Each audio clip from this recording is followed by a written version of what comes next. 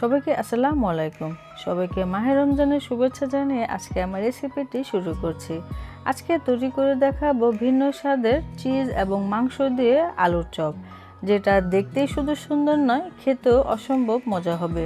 আমি আশা করছি এই মুচমুচে চিজ দিয়ে আলুর চপের রেসিপিটি আপনাদের কাছে ভীষণ ভালো লাগবে। ভিডিওটি ভালো লাগলে ভিডিওতে একটি লাইক দিতে ভুলে যাবেন না এবং আমার চ্যানেলটিতে সাবস্ক্রাইব করে রাখবেন যেন পরবর্তী ভিডিওগুলি আপনাদের কাছে পৌঁছে যায়। আজকে রেসিপিটি শুরু করার জন্য চুলায় একটি ফ্রাই প্যান দিয়ে এখানে আমি 2 টেবিল চামচ পরিমাণে সয়াবিন তেল দিয়ে দিলাম। তারপরে দিয়ে দিচ্ছি এখানে হাফ কাপ পরিমাণে মুরগির মাংসের কিমা। আমি এখানে হাড় ছাড়া মুরগির বুকের মাংস কিমা করে নিয়েছি হাফ কাপ পরিমাণে। আপনারা যতটুকু আলুর চপ তৈরি করবেন সেই হিসেবে মাংস পরিমাণটা বাড়িয়ে নেবেন।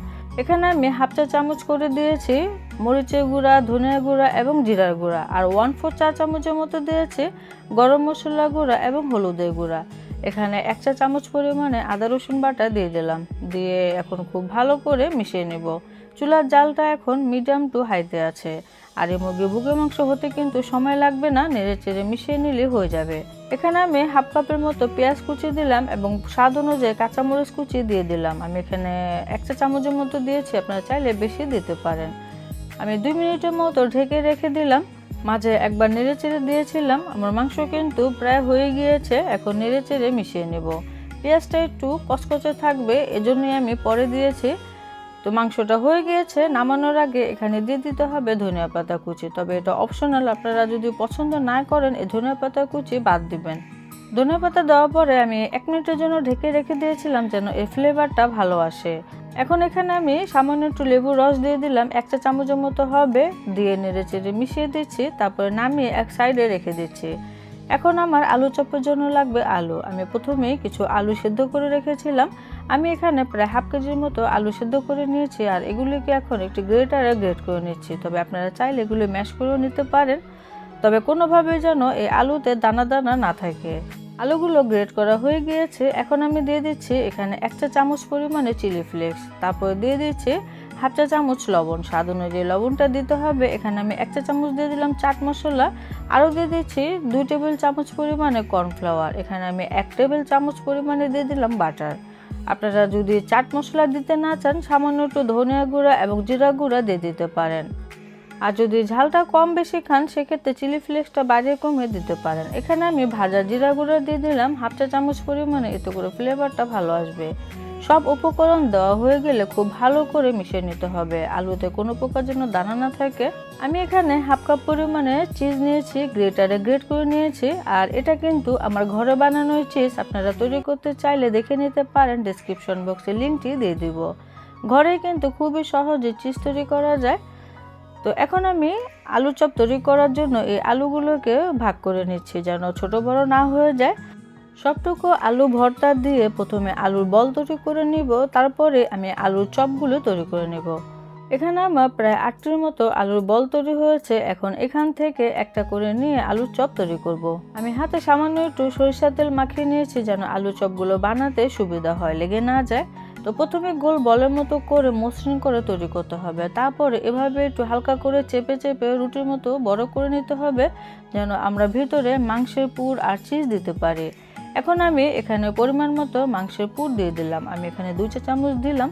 তারপরে উপরে কিছুটা চিজ দিয়ে দিচ্ছি। চিজের পরিমাণটা কতটুকু দিবেন এটা নিজেদের উপরে, বেশি খেলে বাড়িয়ে দিবেন। দেওয়া হয়ে গেলে তারপরে এভাবে করে উপরে মুখটা আটকে দিতে হবে। খেয়াল রাখতে হবে যেন কোনো জায়গায় ফাটা না থাকে, তা না হলে দেখা যাবে ভাজার সময় কিন্তু ভিতর থেকে চিজ বের হয়ে যাবে। তো এভাবে করে একটুখানি মসৃণ করে তৈরি করতে হবে। আর এভাবে করে সবগুলো আলুর চপ তৈরি করে নেব। এখন এখানে একটি বাটি নিয়ে 2টা ডিম ফেটিয়ে নিচ্ছি এবং সামান্য একটু লবণও দিয়ে দিয়েছি। আর এই ডিমে কিন্তু আলু চপগুলো কোট করে নিব। ডিমটা কাঁটা চামচ দিয়ে খুব ভালো করে ফেটিয়ে নিয়েছি। এখন আরও একটু উপকরণ লাগবে, সেটি হচ্ছে ব্রেড ক্রাম্বস। এই ব্রেড ক্রাম্বসও আমার ঘরেই তৈরি করা। পাউরুটি দিয়ে হালকা একটু ফুড কালার দিয়ে খুবই সহজেই এই ব্রেড ক্রাম্বস তৈরি করা যায়। আমি এখন এখানে একটি করে আলু চপ নিব, এই ডিমে কোট করব। তারপরে এই ডিম থেকে উঠিয়ে সে ব্রেড ক্রাম্বসে দিয়ে দিব। এই ব্রেড ক্রাম্বসে দিয়ে খুব ভালো করে কোট করে নিতে হবে। আমি আজকে আলু চপগুলোকে ডাবল কোটিং করব, সেজন্য এই ব্রেড ক্রাম্বস থেকে উঠিয়ে পুনরায় আমি ডিমে দিয়ে দিচ্ছি। ডিমে দিয়ে উল্টে পাল্টে আবারও কোট করে নেব। তারপরে আমি আবারও সেই ব্রেড ক্রাম্বসে দিয়ে দিব। আর এই ব্রেড ক্রাম্ব যদি বাসায় তৈরি করতে চান তাহলে তৈরি করতে পারেন, আমি ডিসক্রিপশন বক্সে লিঙ্কটি দিয়ে দিব, আপনারা চাইলে দেখে নিতে পারেন। আর এভাবে করে আমার সব আলু চপগুলো কোট করে নিব। তারপরে ভাজতে চলে যাব। চুলে আমি পর্যাপ্ত পরিমাণে তেল গরম হতে দিয়েছি, তেলটা গরম হয়ে গিয়েছে। তারপরে একটা একটা করে আলু চপ দিয়ে দিচ্ছি। তেলটা ভালো মতো গরম করতে হবে, তারপরে এই আলু চপগুলো ছাড়তে হবে। চুলার জালটা পরবর্তীতে মিডিয়ামে করে দিতে হবে, তা না হলে দেখা যাবে এটা কালারটা নষ্ট হয়ে যাবে এবং ভাজা হবে না, মুচমুচেও হবে না, যেটা খেতেও ভালো লাগবে না। আপনারা যদি মনে করেন আলু চপগুলো তাড়াতাড়ি তৈরি করে রেখে দিবেন, তাহলে তৈরি করে ফ্রিজে নর্মাল পোর্শনে রেখে দিবেন আর ইফতারের আগে ভেজে নিলে হয়ে যাবে। এই সময়ের মধ্যে দেখা যাবে আলু চপগুলো খুব সুন্দরভাবে সেট হয়ে যাবে।